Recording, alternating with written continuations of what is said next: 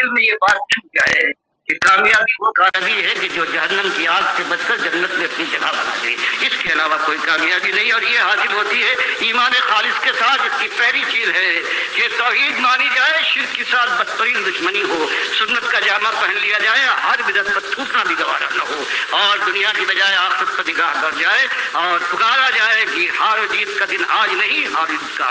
दिन आने वाला है। सब कहीं जाने के बाद ये सारी दुनिया की मुश्किलात हैं, अल्लाह के दीन के खिलाफ सारे यकजा हैं। अल्लाह ने बस ये बताया है कि अल्लाह के बंदो इसबिरू व साबिरू व राबत, ईमान लो, अल्लाह के रास्ते में दीन हक की तबलीग करो, चोटे खाओ सहला लो, जख्म हो शेराने बशराबाद चाट जाओ, फिर मिल के अल्लाह की राह में ललकारते हुए बातिल और ताबूत को आगे बढ़ो, और परवरदिगार तुम पर रहमतों के साए करेगा, और मालिक तुमको इस दुनिया में भी सरफराज करके तुम्हारे दिल ठंडक पहुंचाएगा, और आखिरत की वो बादशाही कि मालिक फरमाता है कि लहुम फीहा मा यशाऊन। एक बात देख लीजिए, मालिक फरमाता है फिर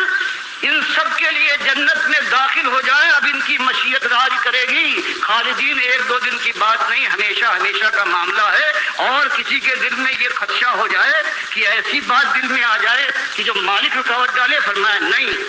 काना अला रब्बी का वादा मसूला, मालिक तुमसे वादा करता है कि अगर कोई तुम्हारी आरज़ू, तुम्हारा हुक्म, तुम्हारी मशीयत जो तुम चाहो न हो, तो मालिक हक देता है कि मालिक को वादा याद दिलाओ कि परवरदिगार तुमने ये वादा किया था और वादा पूरा नहीं हुआ। ये तो ये आ गया जो चाहोगे। और उसके बाद सूरह काफ में मालिक इससे बढ़कर बयान फरमाता है कि लहुम मजीद, फरमाया तुम्हारी मशीयत हो तो मिल ही जाएगा, और जो तुम्हारी मशीयत तुम्हारे ज़हन और ख्याल में ना आए वो हम अपनी तरफ से मजीद देंगे।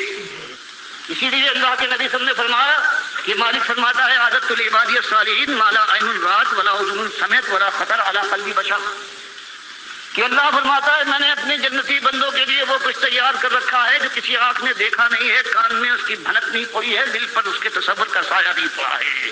और नबी साहब बुखारी की हदीस में बयान फरमाते हैं ये वो चीजें हैं, अल्लाह के नबी साहब फरमाते हैं कि जो कुरान और हदीस में बयान हो चुकी इनके अलावा है। अब गौर फरमाइए क्या अंदाज है, जो कुरान और हदीस में वो सब के अलावा ये है, वो चीजें अल्लाह ने तैयार कर रखी है आंखों की ठंडक की शक्ल में।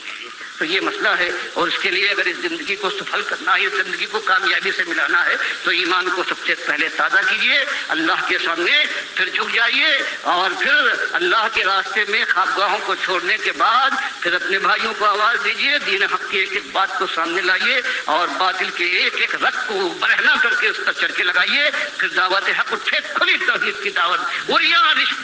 शिर्क को खत्म करने के लिए फिर अल्लाह ताला आजमाइश में डालेगा। मालिक फरमाता है अंबिया तस्कीफ पढ़े हैं, रसूलों पुकार उठे हैं कि मता नसरुल्लाह, फरमाया लेकिन हम साथ छोड़ने वाले नहीं हैं, एक हद तक आजमाने के बाद हम बलाए हसन से कामयाब करेंगे। तो ये आपके सामने भी ईमान का ये तकाजा है, यही मेरे सामने है। आइए कि तजदीद करें, ला इलाहा इल्लल्लाह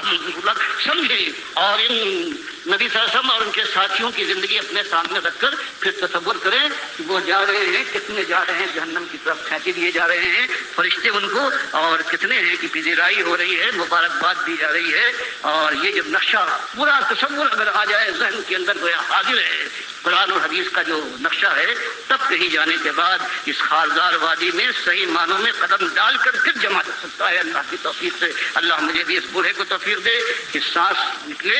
तो उसके बाद ईमान के साथ निकले, और रास्ते में न तो कोई हिम्मत जवाब दे और न चालाकी के लिए खुद अपनी जान बचाने के लिए दीन को मोड़ दिया जाए। यही हुआ है उम्मत के अंदर कि बड़े बड़े उठे हैं, बड़ी उम्मीदें उनसे वाबस्ता की गई हैं, लेकिन उसके बाद इस रास्ते की दुश्वार गुजारियां उनके सामने आई हैं, और मालूम करने के बजाय जहन्नम की तरफ है अल्लाह तेरा की मालिक। ये मुजाहिदाना आवाज़ है डॉक्टर मसूदुद्दीन उस्मानी रहमतुल्लाह अलैह की, और इसमें ज़ोर दिया गया है कि देखो जब ये हकीकत है कि कामयाबी का दिन आज नहीं बल्कि कामयाबी का दिन आने वाला है, तो उस दिन के लिए जो एक मियार है उसके ऊपर पूरा उतरा जाए, अल्लाह के नबी सल्लल्लाहु अलैहि वसल्लम की सुन्नत को अपनाया जाए, और खुली उरिया दावत तौहीद की दावत दी जाए। मिल के इस पर जोर दे रहे हैं कि सारे मिल के, यानी जो साथी हैं डॉक्टर उस्मानी रहमतुल्लाह अलैह के, या जिन जिन तक ये बात पहुँचे और जो इस बात को समझ गए हैं कि यही हकीकत है, تو وہ آپس میں مل کے یہ کام کریں، اور جنتوں کو حاصل کرنے کے لیے کوئی دنیاوی مفادات نہیں، بلکہ ایسی ایسی جنتوں کا ذکر کیا ہے کہ عقل حیران ہے۔ یقین کرو میرے بھائیوں، تو جو اس بات کو حق سمجھتے ہیں، اس دعوت کو حق سمجھتے ہیں، اور ڈاکٹر عثمانی رحمۃ اللہ علیہ کے اصلی ساتھی ہیں،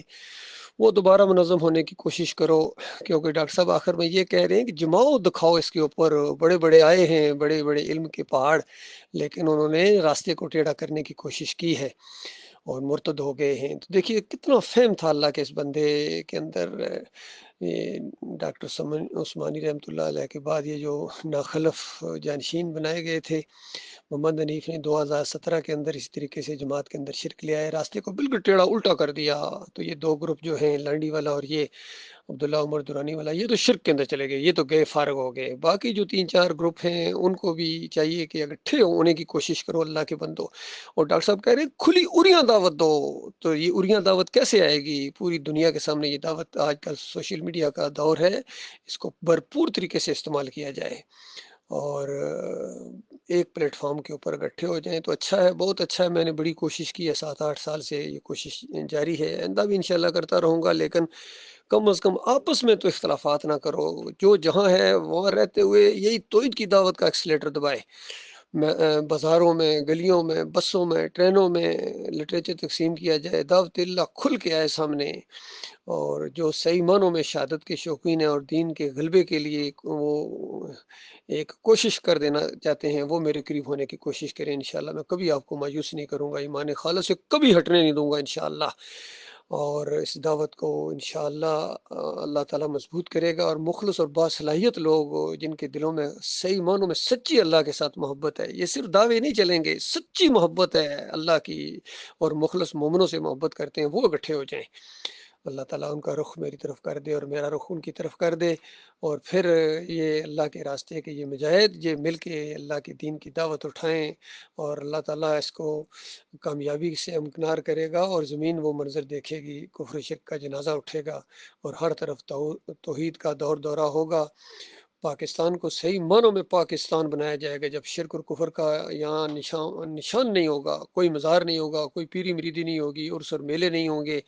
جمہوریت نہیں ہوگی، اور پھر اس نظام کو پوری دنیا کے اوپر گویا پوری زمین پاک ہوگی شرک سے، نہ یہودیت رہے گی، نہ نصرانیت رہے گی، نہ ہندو رہیں گے، نہ سکھ رہیں گے،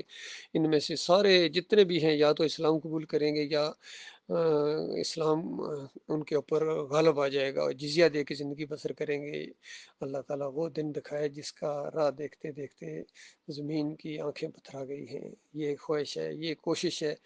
باقی اس میں کہاں تک ہم کامیاب ہوتے ہیں یہ تو ہمارا مالک جانتا ہے، لیکن مالک کے دین کا تقاضا یہی ہے، ایمان کا تقاضا یہی ہے۔ سب کچھ ہم سمجھ گئے ہیں، توحید کو سمجھ گئے ہیں، شرک کو پہچان گئے ہیں، اور ایمان کے تقاضوں کو بھی پہچان گئے ہیں، پھر بھی اپنے مالک سے دعا ہے، مالک ہم کمزور ہیں، ہم کمزوروں کا ساتھ دیں، اور ان سارے کافروں کے اوپر، مشرکوں کے اوپر، مرتدوں کے اوپر، باغیوں کے اوپر، انتشاریوں کے اوپر اللہ تعالیٰ میں غلبہ عطا فرمائے۔ آمین یا رب العالمین۔